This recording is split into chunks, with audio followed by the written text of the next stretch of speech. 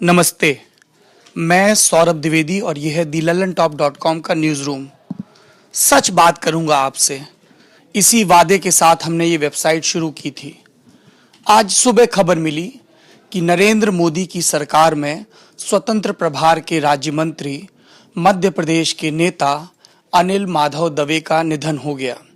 मेरे दो साथियों ऋषभ और विनय ने दवे जी के कई सहयोगियों से बात की। हमने अपनी वेबसाइट दी लल्लन टॉप .com पर कई खबरें भी की। एक कार्यक्रम करता हूं मैं, एक सीरीज करता हूं पॉलिटिकल किस्से। मेरा बड़ा मन था कि आज मैं अनिल माधव दवे पर पॉलिटिकल किस्से करूं। फिर मुझे लगा कि पॉलिटिकल किस्से शूट करने में, उनकी एडिटिंग में वक्त लगेगा और ये ऐसा नेता अपना पार्थिव शरीर छोड़कर पंचतत्व में विलीन हुआ है जिसकी बातों को जितनी जल्दी आप तक पहुंचाया जाए उतना अच्छा है। शायद ईसा मसीह ने कहा था, यदि तुम्हारे बाएं हाथ में कोई चीज है और तुम्हारे मन में विचार आता है उसे दान में देने का, तो उसे दाएं हाथ में लाने की चेष्टा मत करो, क्या पता विचार बदल जाए। वेबसाइट की आपाधापी में कई चीजें छूट जाती हैं। मैं नहीं चाहता था कि अनिल माधव दवे के ये प्रेरक किस्से, उनकी राजनीतिक बाजीगरी के किस्से आप तक फौरन न पहुंचें, और इसलिए हमने तय किया कि हम इस फेसबुक लाइव के जरिए आपसे बात करेंगे। स्क्रीन पर अब आपको नजर आएगी अनिल माधव दवे की अंतिम इच्छा बताने वाली इबारत, उनकी will, my wish in will, स्वयं के संबंध में। संभव हो तो मेरा दाह संस्कार बांद्रा भान में नदी महोत्सव वाले स्थान पर किया जाए। नदियों से अनिल माधव दवे का प्रेम सर्वविदित है, कम से कम मध्य प्रदेश में, संघ के सर्कल में और नरेंद्र मोदी के करीब के लोगों में। दूसरा वाक्य, उत्तर क्रिया के रूप में केवल वैदिक कर्म ही हो, किसी भी प्रकार का दिखावा, आडंबर ना हो। तीसरा, मेरी स्मृति में कोई भी स्मारक, प्रतियोगिता, पुरस्कार, प्रतिमा इत्यादि जैसे विषय न चलाए जाएं। चौथा और आखिरी, जो मेरी स्मृति में कुछ करना चाहते हैं वे कृपया वृक्षों को बोने व उन्हें संरक्षित कर बड़ा करने का कार्य करेंगे तो मुझे आनंद होगा। वैसे ही नदी जलाशयों के संरक्षण में अपनी सामर्थ्य अनुसार अधिकतम प्रयत्न भी किए जा सकते हैं। ऐसा करते हुए भी मेरे नाम के प्रयोग से बचेंगे। अनिल माधव दवे, 23 जुलाई 2012, राज्यसभा के उस वक्त सांसद। उन्हें पता भी नहीं था कि 2 बरस के बाद उनके संगठन के सत्ता में आने की संभावना बनेगी और फिर उसके 1.5-2 बरस के बाद वो मंत्री बनेंगे। एक इबारत और, पुनश्च, जिसे अंग्रेजी में PS कहते हैं। सभी मुझे भाषा व लेखन दोष के लिए क्षमा करें। अमूमन हम व्यक्तिगत होने से बचते हैं। मैं इस वेबसाइट को शुरू करने से पहले एक अखबार के लिए काम करता था जिसका मुख्यालय भोपाल में था। हम गेस्ट हाउस में रुकते थे, दफ्तर जाते थे। रास्ते में एक घर पड़ता था, घर जिसकी प्राचीर पर बाहर पीतल के या मेटल के अक्षरों से बड़ा बड़ा देवनागरी लिपि में लिखा होता था, नदी का घर। बड़ी उत्सुकता होती थी, ये कौन व्यक्ति होगा, कैसा कला प्रेमी होगा जिसने अपने घर का नाम रख दिया नदी का घर। वो नदी का बेटा था, नदी जिसमें जल बहता है, जल जो पंच तत्वों में एक है, और इसीलिए उसने अपनी आखिरी ख्वाहिश एक नदी के पास अपने शव की अंतिम संस्कार की जताई। एक ऐसे दौर में जब नेताओं और उनके समर्थकों के बीच झगड़े होते हैं, पुतले लगाने को लेकर, शक्ति स्थल, राजघाट, कितने सारे भवन हैं, उनकी उपादेयता पर बहुत सारी बहस हो सकती है। लेकिन यह भी एक नजीर है कि एक ऐसा नेता है जो कह रहा है कि मेरी स्मृति को जीवित करने के तमाम सांसारिक उपक्रम ना किए जाएं। कौन था ये व्यक्ति? ये व्यक्ति जिसको उमा भारती, शिवराज सिंह चौहान और नरेंद्र मोदी सभी का समर्थन प्राप्त था। उज्जैन का रहने वाला, मूलतः गुजराती परिवार। स्क्रीन पर देखिए, अमितेश जरा करीब से दिखाइए, देवनागरी लिपि में लिखा हुआ बेहद कलात्मक अक्षरों में नदी का घर। ये अनिल माधव दवे का घर था। अभी मैं जब इस फेसबुक लाइव की तैयारी कर रहा था तो हमारे एक मित्र हैं, इंडिया टुडे हिंदी मैगजीन में राजनीतिक संवाददाता हैं, पीयूष बबेले। उन्होंने अनिल माधव दवे के 2 प्रसंगों का जिक्र किया। उन दिनों पीयूष महात्मा गांधी पत्रकारिता विश्वविद्यालय में भोपाल में पढ़ा करते थे। तब बताया कि अनिल माधव दवे उन दिनों संघ के प्रचारक थे। साल 2003 की बात है दिग्विजय सिंह की सरकार तब गई नहीं थी। दिग्विजय सिंह की सरकार के जाने में अनिल माधव दवे का बड़ा रोल था, जिस पर हम ऋषभ से बात करेंगे। खैर, पीयूष ने लिखा कि संघ के प्रचारक आए और बहुत ज्यादा संस्कृतनिष्ठ भाषा का प्रयोग नहीं कर रहे थे, आम बोलचाल की भाषा में संघ के सारे दर्शनों को बताया, सांस्कृतिक राष्ट्रवाद वगैरह वगैरह।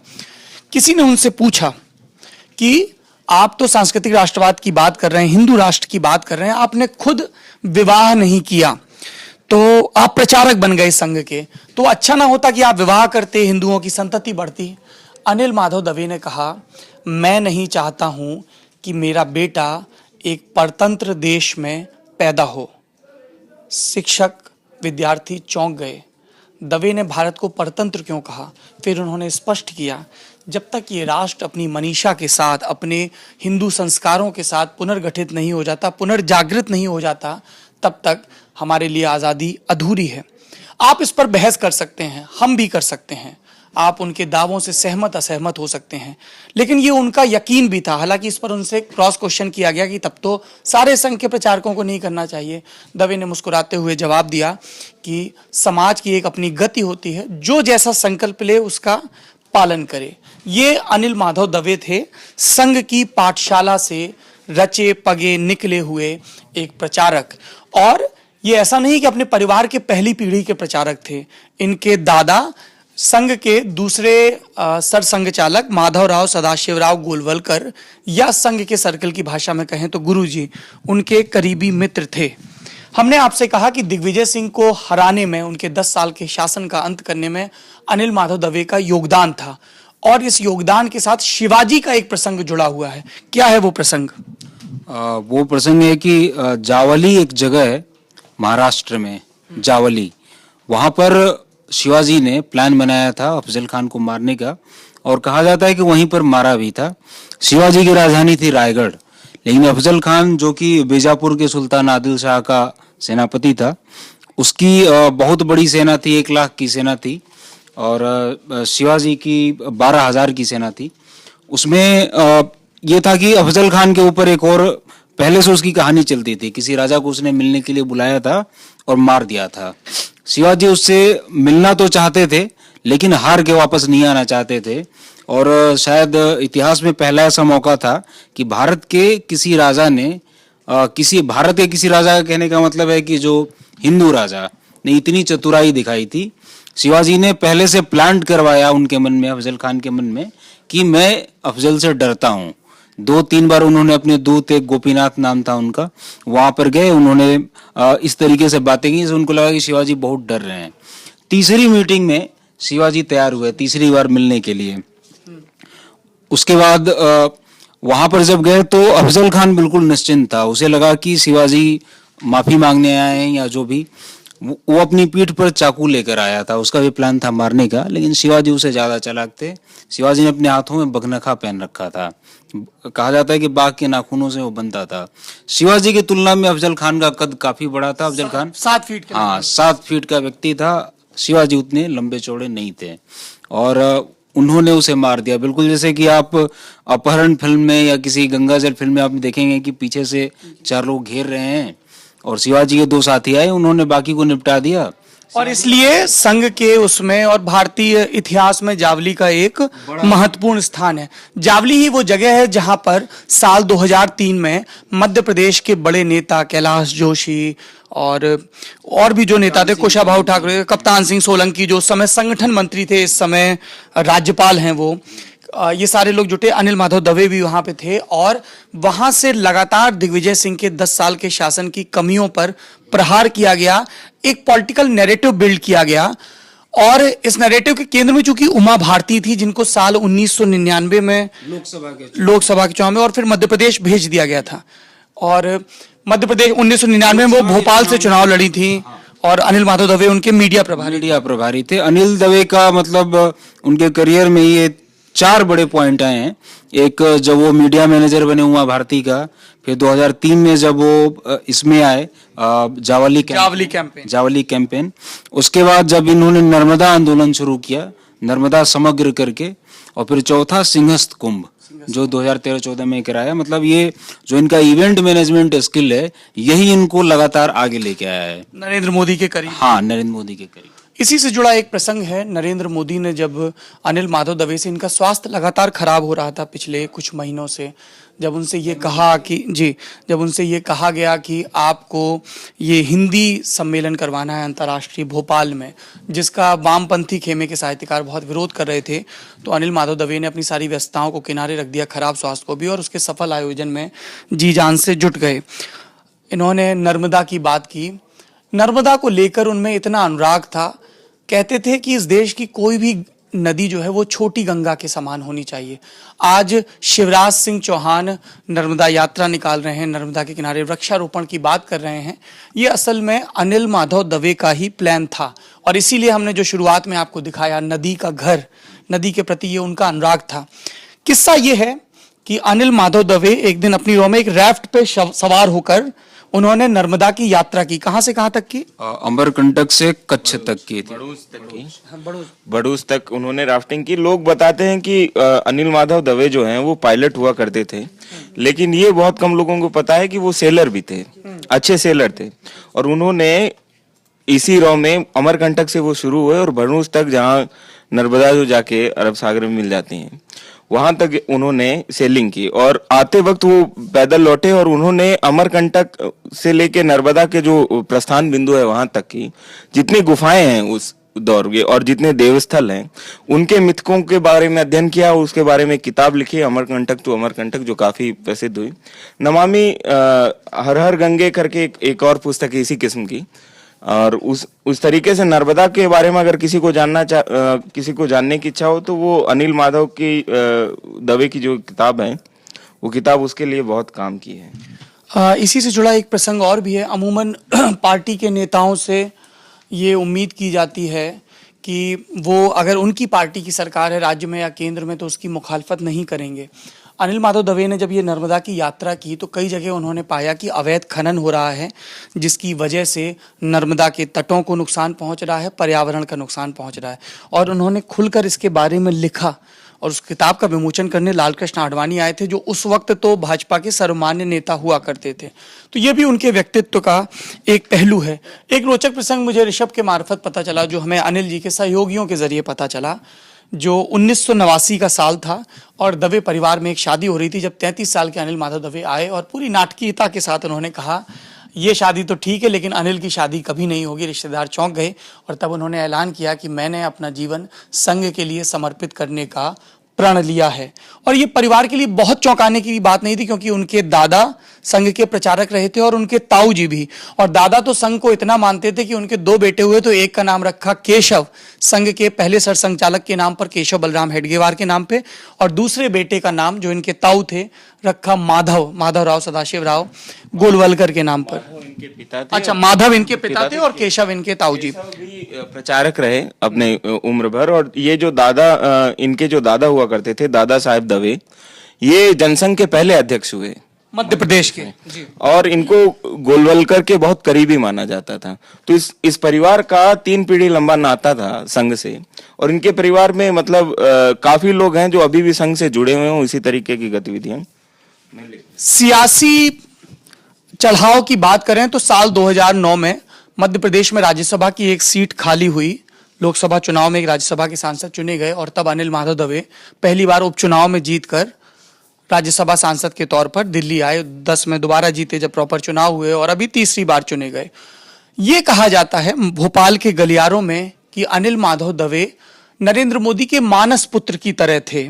प्रचारक, परिवार से दूर, एक काम के लिए समर्पित, 12, 14, 16, 18 घंटे काम करने वाले, इवेंट मैनेजमेंट में सक्षम, मीडिया के साथ बहुत ही मधुर रिश्ते। आज मेरी कई वामपंथी धारा के पत्रकारों से भी बात हो रही थी, तो वो बोले कि बीजेपी में कुछ ही तो लोग हैं जिनसे कायदे की बात की जा सकती है। याद रखिए कि ये विपक्षी खेमे के लोग कह रहे हैं, और उसमें उन्होंने अनिल माधव दवे और विनय सहस्त्रबुद्धे का नाम गिनाया। कहा यह भी जा रहा था राजनीतिक गलियारों में कि नरेंद्र मोदी ने शिवराज सिंह चौहान का विकल्प तलाशना शुरू कर दिया था। सिर्फ मेन स्ट्रीम मीडिया और बयानों की खबरों पर नजर रखने वालों के हिसाब से यदि शिवराज जाएंगे तो कौन आएगा? लोग कहेंगे कैलाश विजयवर्गीय। अमित शाह के खास हैं, पुराने विधायक हैं, इंदौर से आते हैं, जो मध्य प्रदेश की राजनीति का एक बड़ा गढ़ है। लोगों का आकलन गलत था। नरेंद्र मोदी के करीबियों के माने तो शिवराज सिंह चौहान के मुकाबले चुनाव में, चूंकि एंटी इनकम्बेंसी चल रही थी लगातार 15 साल से वहां पे भाजपा का शासन है, एक नया एक फ्रेश चेहरा, वैसा प्रयोग जैसा दिल्ली में किया गया करने की तैयारी थी और उन तैयारियों के केंद्र में अनिल माधव दवे थे।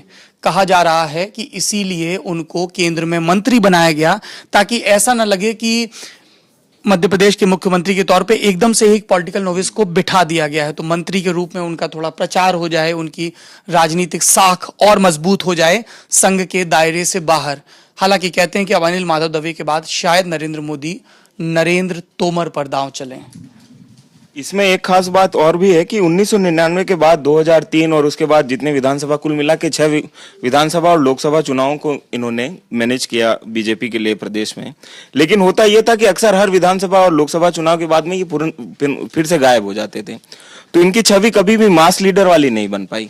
ये एक अच्छे स्ट्रेटजिस्ट थे, अच्छे रणनीतिकार थे और उसी छवि में थे। तो अब जब इनकी शिवराज सिंह चौहान का विकल्प जब देखा जाने लगा तो उसके लिए तय था कि इनकी एक मास लीडर या कम से कम एक ऊंचे हैसियत के नेता की छवि को उनको कायम किया जाए। तो इसलिए ये भी कयास लगाए जाने लगे जब ये मंत्रिमंडल का जब रिशफल हुआ 5 जुलाई 2016 को, तो ये जब दिल्ली आए तो ये भी कयास लगाए जाने लगे कि इनका कद बढ़ाने के लिए ताकि शिवराज के ऊपर इन्हें बैठाया जा सके। तो इसलिए इनको एक और भी चीज थी कि जैसे नरेंद्र मोदी का राइज हुआ है, प्रचारक संगठन, उनको भी मतलब राजनीति में उतना नहीं जाना जाता था, बल्कि 1995 से 2001 तक वो गुजरात से बाहर थे, सीधा मुख्यमंत्री बनकर गए। ठीक उसी तरह इनका भी था। इनके कार्यकर्ताओं में इनका बहुत वो है, मतलब लोकप्रियता है।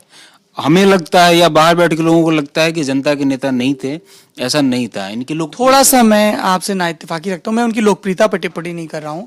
नरेंद्र मोदी आजकल ये थोड़ा सा एक लालच भी होता है कि नरेंद्र मोदी के बाद कौन, नेहरू के बाद कौन के तौर पे, और कई नेताओं के साथ नरेंद्र मोदी के पॉलिटिकल ग्राफ का पैरेलल ड्रॉ किया जाता है। नरेंद्र मोदी के पक्ष में एक बात ये गई थी ऋषभ कि वो 80 के दशक में जब शंकर सिंह वाघेला और केशुभाई पटेल विधायकी और विधानसभा में मजबूत कर रहे थे भारतीय जनता पार्टी को, नरेंद्र मोदी उस दौर में भी संगठन में सक्रिय थे। संघ की व्यवस्था इस तरीके से है कि संघ के कुछ लोग आते हैं, चुनाव के समय भाजपा की मदद करते हैं और फिर वापस लौट जाते हैं। अनिल माधव दवे लंबे समय तक उस रोल में रहे, जबकि नरेंद्र और कुछ लोग होते हैं जो संघ की तरफ से बीजेपी को दे दिए जाते हैं, संगठन मंत्री और उससे आगे के लोग। नरेंद्र मोदी 80 के दशक से ही भाजपा के लिए संगठन मंत्री के तौर पर काम कर रहे थे। जब वो केंद्र में भी आए तो वो आना इसलिए था क्योंकि वहां पर परिस्थितियां ऐसी हो गई थी कि शंकर सिंह वाघेला ने ये शर्त रख ली जब वो बगावत हुई थी 1995 के चुनाव के बाद, जब वो विधायकों को लेकर रिजॉर्ट में चले गए थे कि केशुभाई को हटाया जाए, तो सुरेश मेहता लाए गए और नरेंद्र मोदी को दिल्ली भेजा जाए।